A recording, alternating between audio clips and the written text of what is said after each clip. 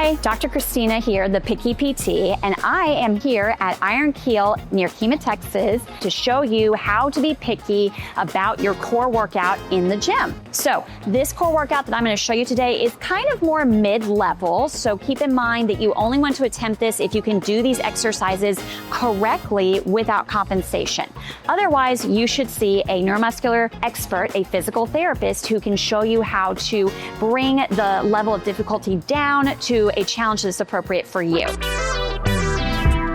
So you may have seen people doing scissor legs in the gym or keeping your legs out and doing V-ups. This is kind of a predecessor to that. So we're laying on our back, knees bent, feet flat. We're pulling our belly button in and our pubic bone up in that direction towards our belly button because we want to engage that transverse abdominis muscle, okay? Nice and flat here, not bulging out at all, but pulling in.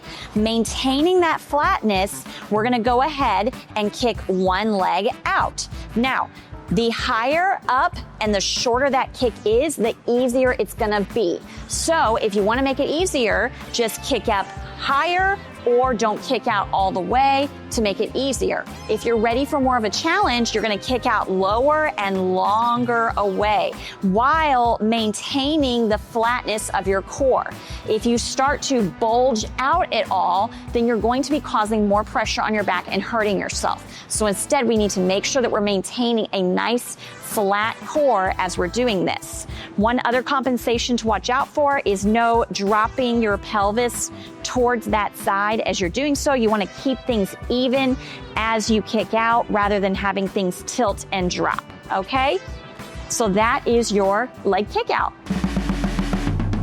I would say that a middle of the road core exercise program can contain modified side planks, not full-on side planks, okay? Difference being full-on side planks are gonna be legs are straight, feet stacked, and you're holding this position. But this is really hard to do correctly. So a middle of the road would be bending this bottom knee and having your thighs in line with each other as you do this plank, okay? So to get into your side plank, we're gonna do this one on our elbow and on our knee. It's modified. We're going to line our thighs up with each other and then straighten out our top leg, okay? Elbow right below the shoulder, not too far out, not too far in. We want it right below, okay? Then we're going to engage our external obliques on this side in order to pinch this tighter and pull us up.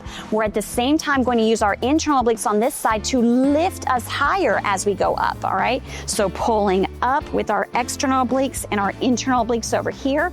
Now here's where I'm gonna get picky with you, okay?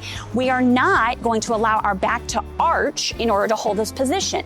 We have to still do a pelvic tilt in this position, okay? Belly button in, pubic bone pulled up towards your belly button.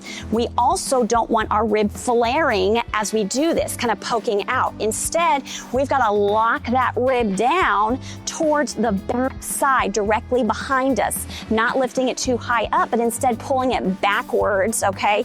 So we've got lower abdominals, upper abdominals. We're tightening these external obliques, tightening these internal obliques, and then holding this position for at least 30 seconds up to 90 seconds, all right?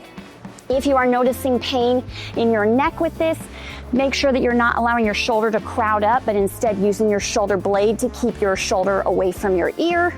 Make sure that you're feeling this in your oblique muscles and your core and not in your back. If you're having difficulty doing this correctly, you know what I'm gonna say, see a neuromuscular expert, a physical therapist to help correct your form for you.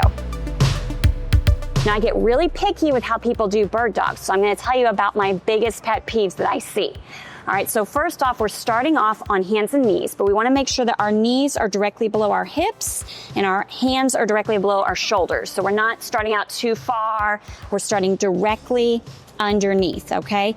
Now what we're gonna do is we're gonna do a pelvic tilt in this position. Now a pelvic tilt is not rounding, a pelvic tilt is lengthening from your rib cage down, okay? So think I want to tuck in my belly button, pull my pubic bone up towards my belly button, only as far as I feel the lengthening happening just below my rib cage, all right?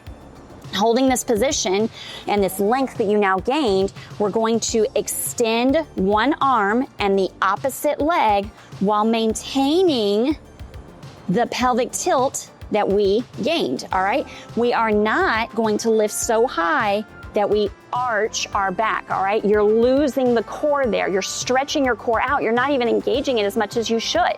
So instead, we are only going to extend as far as we can while maintaining our core. This is as far as I can go, and that's okay, all right? We're gonna bring it back in. When we do the other side, we're also going to keep in mind that we don't wanna see the hip dropping. We don't wanna see the hip rotating. We want our pelvis to stay parallel to the ground as we do the kick out and the reach out, all right? So pelvic tilt, you can tuck your toes under if you find that makes this easier. And then we're going to keep that pelvis parallel as I reach out and bring it back in. Okay, so you should not feel this exercise in your back at all. You should feel all of it in your core. If you're feeling it differently than that, see a physical therapist so they can correct your form for you.